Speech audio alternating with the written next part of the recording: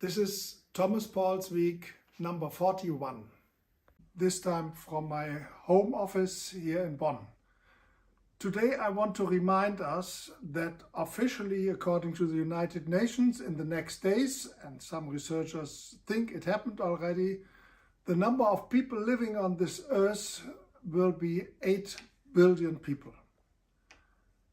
There is the expectation that the number will grow a bit to 2050, which is supposed to be the peak.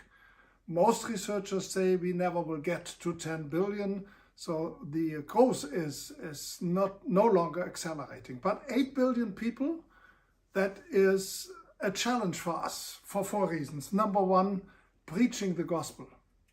We have to preach the gospel to more people than ever before. The church is growing, but we need leadership, we need evangelists, we need strategies to reach out to the people.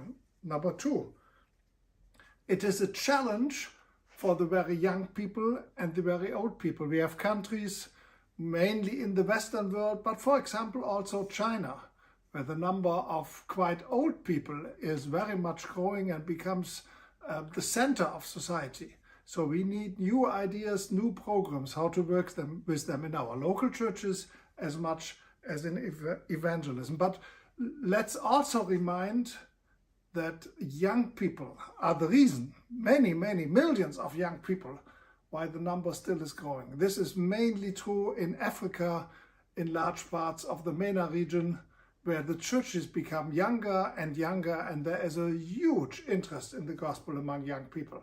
So old people, young people, have this in mind. And then, of course, it is a challenge for the whole problem of poverty, because the real rise of people, the countries where you have 3%, 4% growth in this world, are the poorest countries in the world. You might say, that's their problem. No, it's not their problem, because the people born, it's not their fault. They are human beings as much as you and me, and World Evangelical Alliance cannot stand aside and just watch this. We will be in the middle of the mess, helping our churches in areas where the number of people is growing very quickly, to reach out to people not only with the gospel, but also with food and drink, with shelter, with whatever is needed, that they can live a life worthy to be called life. So 8 billion people, don't forget it.